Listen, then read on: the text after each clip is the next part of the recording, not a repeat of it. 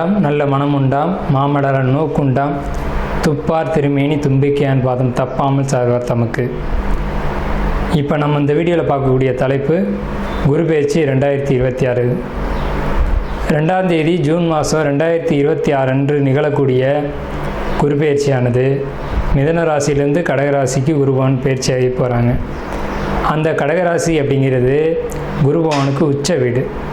So அந்த உச்ச வீட்டுக்கு குருபவன் போகும்போது தன்னுடைய முழு வீச்சில் நன்மைகளை அனைத்து ராசிகளுக்குமே கொடுப்பார். அதில் குறிப்பிட்டு சொல்லணும் அப்படின்னா ரிஷபம், மிதுனம், கடகம், சிம்மம், துலாம், தனுசு, கும்பம், மீனம் இந்த 8 ராசிகளுக்கும் முழுமையான நற்பலன்களை அதிகப்படியாக கொடுத்துட்டு மற்ற ராசிகளை 4 ராசிகளை தீமைகளை கொடுக்க போகிறது இல்லை. ஆனால் இந்த ராசிகளுக்கு கொடுக்கக்கூடிய முழு சுப பலன்களை அவங்களுக்கு கொடுக்கறதுல கொஞ்சம் தாமதப்படும், அவ்வளோதான். குரு பகவான் இயற்கை முழு சுப கிரகம் அப்படின்னு பேர். குரு பகவானுடைய காரகத்துவம் அப்படின்னு பார்க்கும்போது ஒழுக்கம், நேர்மை, மெரிட்டாக நடந்துக்கிறது, இந்த மாதிரியான விஷயங்களுக்கெல்லாம் காரகத்துவம் வைக்கிறாங்க. அதனால் இவருக்கு பேர் தன புத்திரக்காரகன்னு பேர். குரு அப்படின்னாலே ஒருத்தருக்கு வழிகாட்டுறவர் அப்படின்னு பேர். ஸோ இந்த அடிப்படையில் குருபகவானுடைய பெயர்ச்சி அப்படிங்கிறது இந்த 12 ராசிகளுக்கும் முழு சுபத்தன்மைகளை இருந்தாலும் மேலே சொன்ன 8 ராசிகளுக்கு அதிகப்படியான நன்மைகள் நடக்க இருக்குங்க. இந்த மீதி உள்ள 4 ராசிகளும் பரிகார ராசிகளை இங்கே எடுக்க வேண்டியதில்லை, ஏன்னா அதுக்கும் நல்ல பலன்களை தான் கொடுக்க போகிறாங்க. இருந்தாலும் இந்த 12 ராசிக்காரங்களும் இந்த 2ஆம் தேதி மார்ச் மாதம் 2026 வருஷம் டைம் நீங்கள் பார்க்க வேண்டிய அவசியம் இல்லை. நீங்கள் வசிக்கக்கூடிய இடத்துக்கு பக்கத்தில் இருக்கக்கூடிய சிவாலயத்துக்கு போயிட்டு சிவனுக்கு ஒரு அர்ச்சனை செய்துட்டு வந்தீங்க அப்படின்னா மிகவும் ஒரு சிறப்பான ஒரு விஷயமா இருக்கும். குரு பகவானை வழிபடுறது மூலமாக ஒருத்தருக்கு தனம் கிடைக்கும், கல்வி கிடைக்கும், பொருளாதாரம் கிடைக்கும், சமுதாயம் அந்தஸ்து கிடைக்கும், கௌரவம் கிடைக்கும். நம்ம சொல்கிறோம் இல்லைங்களா, ஒயிட் காலர் ஜாப்னு சொல்கிறோம் இல்லைங்களா, பேங்க்கில் வேலை பார்க்கக்கூடியவங்க, பணத்தை எண்ணக்கூடியவங்க, அழுக்குப்படாமல் வேலை செய்யக்கூடியவங்க, இந்த மாதிரியான விஷயங்களுக்கு காரத்துவம் வைக்கக்கூடியவர் யாருன்னு கேட்டிங்கன்னா குரு பகவான் தான். அதுலேயும் கடகராசியில் குரு வர்றது அப்படிங்கிறது கஜகேசரி யோகம்னு பேர். கஜகேசரி அப்படின்னா 100 யானைகள் சண்டையிட வரும்போது ஒரு சிங்கம் எதிர்த்து போட்டிட்டு அந்த 100 யானைகளையும் விரட்டி தள்ளுறது அப்படின்னு பேர்.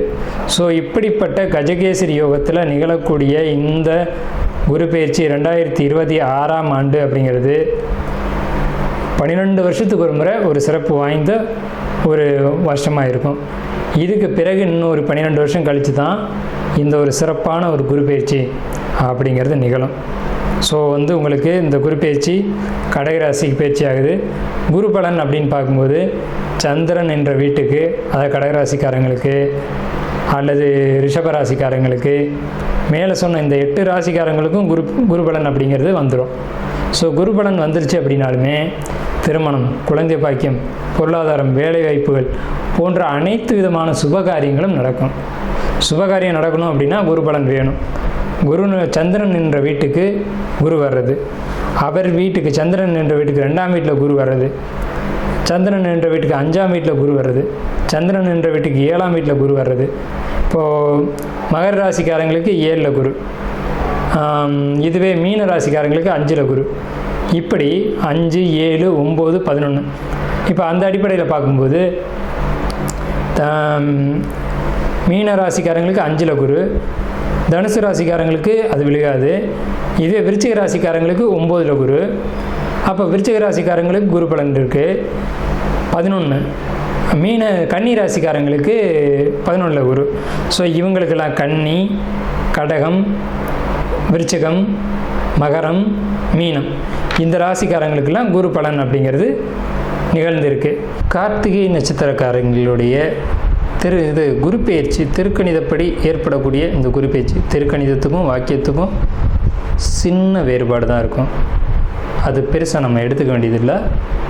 இந்த குரு பெயர்ச்சி கார்த்திகை நட்சத்திரக்காரங்களுக்கு என்ன பலன்களை கொடுக்க இருக்குது அப்படிங்கிறத பார்க்குறோம்.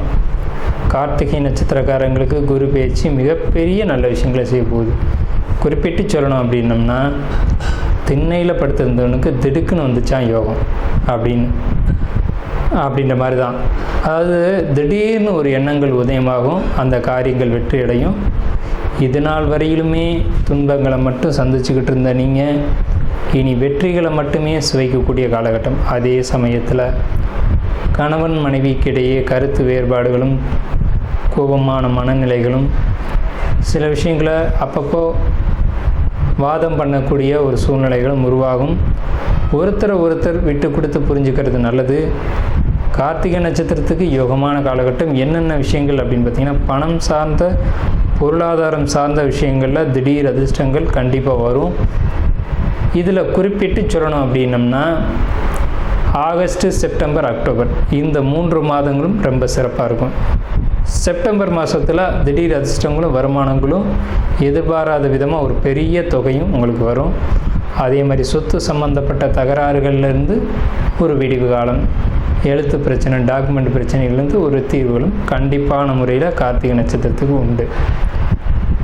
இதுக்கு முன்னாடி, அதாவது இந்த குரு பெயர்ச்சிக்கு முன்னாடி, இந்த 2026 உங்கள் மீது ஒரு சட்ட ரீதியான பிரச்சனைகள் ஏற்பட்டிருக்க வாய்ப்பு உண்டு. அந்த சட்ட ரீதியான பிரச்சனைகளை பற்றி நீங்கள் கவலைப்பட வேண்டாம். அந்த பிரச்சனைகள் எப்படி வந்ததோ அப்படியே போயிடும்.